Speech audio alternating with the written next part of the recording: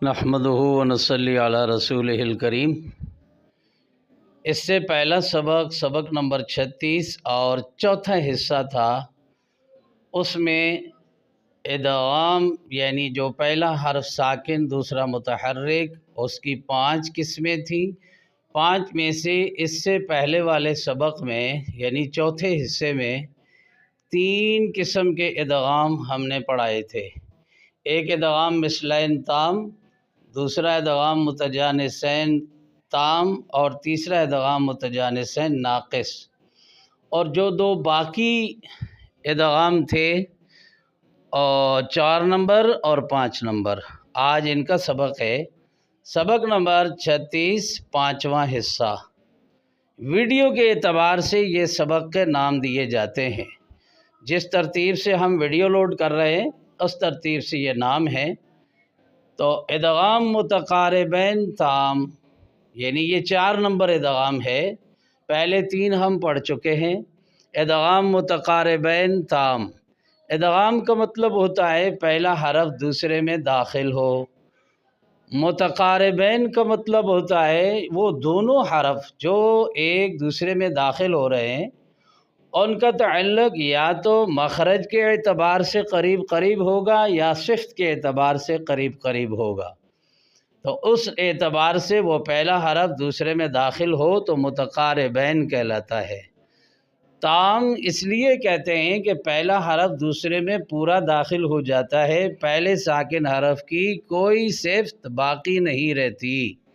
لہذا تعریف یہ تو میں نے لفظی اعتبار سے 3 لفظ ہیں، ادغام اور متقاربین اور تام، اپنے لفظوں میں آسان لفظوں میں تعریف سمجھائی۔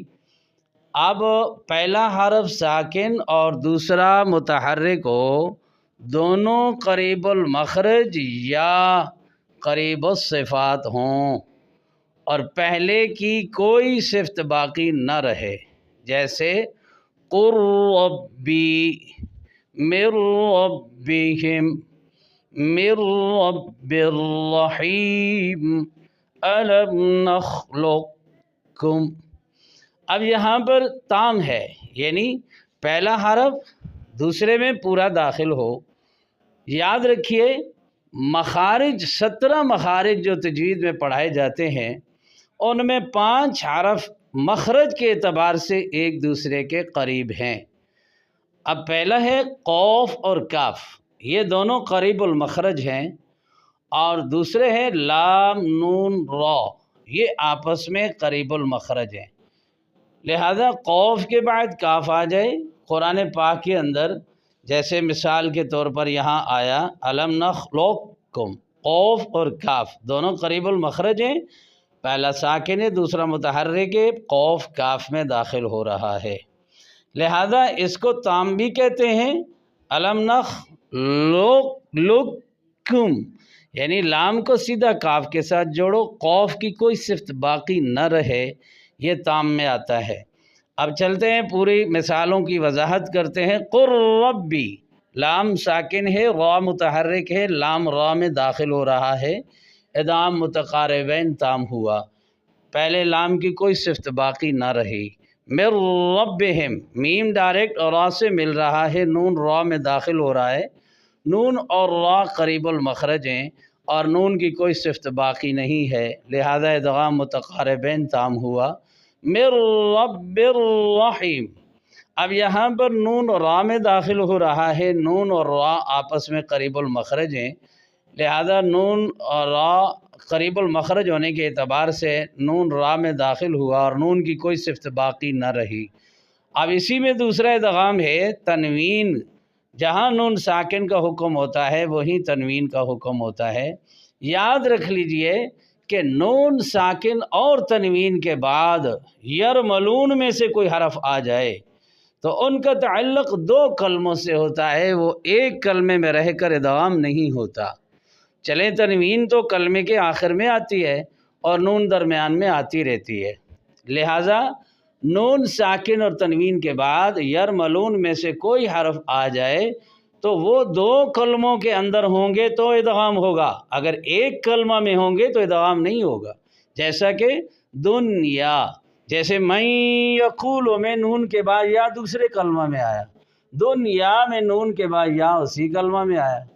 اسی طرح میوں والن نون کے بعد واو دوسرے کلمہ میں آیا، وہاں تو ادغام ہو گیا، لیکن اس کے برعکس عن ونو یا قن وانن نون کے بعد واو آیا، کلمہ ایک ہے، ادغام نہیں ہوگا۔ لہذا نون ساکن کے بعد یہ یرملون کوئی حرف ایک کلمہ میں آئے تو ادغام نہیں ہوتا، دو میں ہو تو ہوتا ہے۔ جیسے دیکھیے یہاں پر اس کا نام تو ادغام متقاربین ہے، لیکن نون ساکن تنوین کے ادغام کی اپنی شرط ہے، وہ دو کلموں میں ہوں گے۔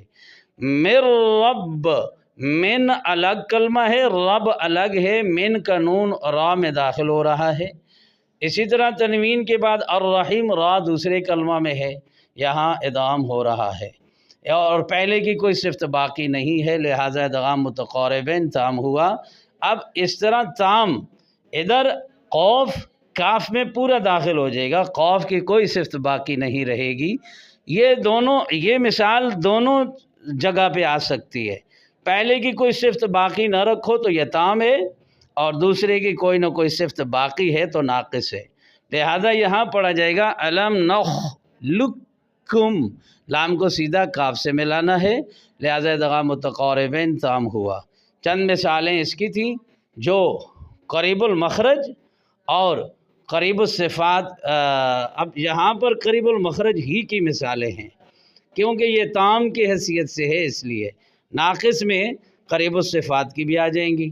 ادغام متقاربین ناقص، پہلا ساکن اور دوسرا متحرک حرف ہو، دونوں قریب المخرج یا قریب الصفات ہوں، پہلے ساکن حرف کی کوئی نہ کوئی صفت باقی رہے، یہاں باقی نہ رہے تو تام ہے، یہاں باقی رہے تو ناقص ہے۔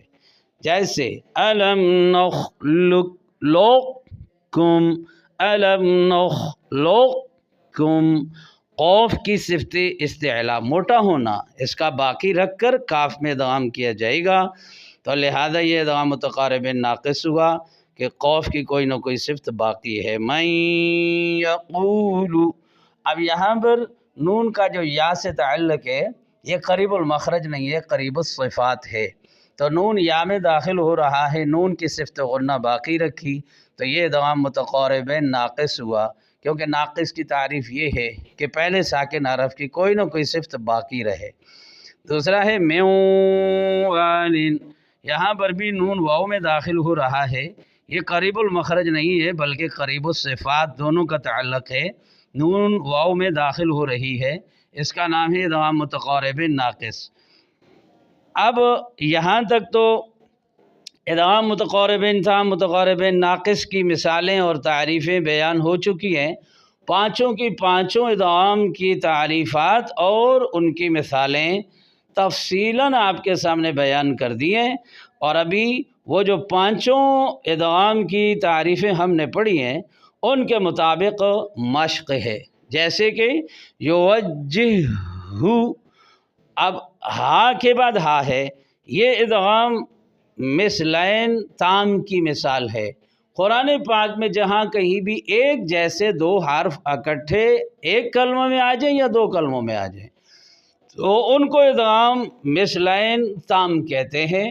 اسی طرح یوجہ، ہا کا ہا میں دونوں ایک ساتھ مشدد ہوئی ہے، اور اسی طرح ربحت تجارتہم تا کا تا میں، اور ولا یغتب بعضکم با کا با میں، اسی طرح آپ قد دخلوا دال کا دال میں، اذ ذہب ذال کا ذال میں، واذکر ربک را کا را میں، اسی طرح آپ چلتے جائیے عین کے اندر آئیے، تسطع علیہ، عین کا عین میں، فا کا فا میں، جیسے فلا یسرف فی القتل، فا کا فا میں، یہ پریکٹس ہے، مشق ہے۔ مثال تو ایک دی ہے، لیکن قرآن پاک میں جہاں کہیں بھی دو ایک جیسے حرف آئیں، پہلا ساکن دوسرا متحرک ہو، دونوں ایک ساتھ مشدد ادا ہو رہے ہوں تو وہ ادغام مثلین تام ہوتا ہے۔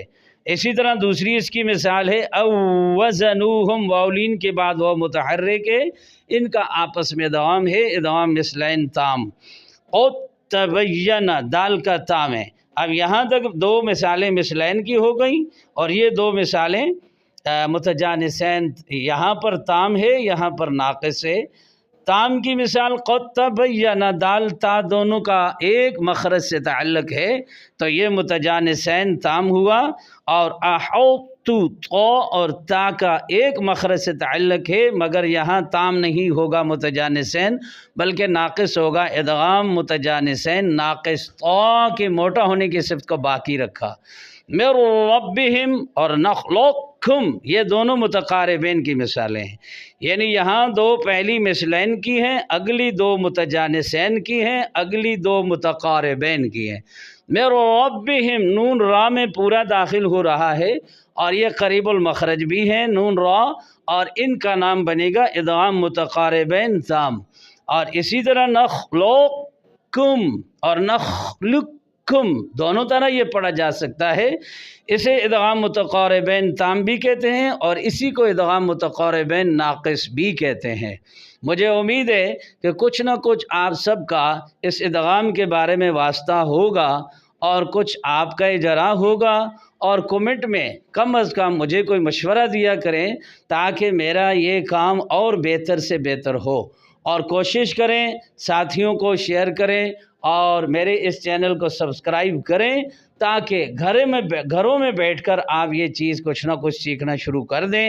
آپ کو اس سے واسطہ اگر ہے تو مزید اضافہ ہو، اگر نہیں ہے تو اللہ پاک مجھے اور آپ کو قرآن پر ہر انداز سے محنت کرنے کی توفیق عطا فرمائے۔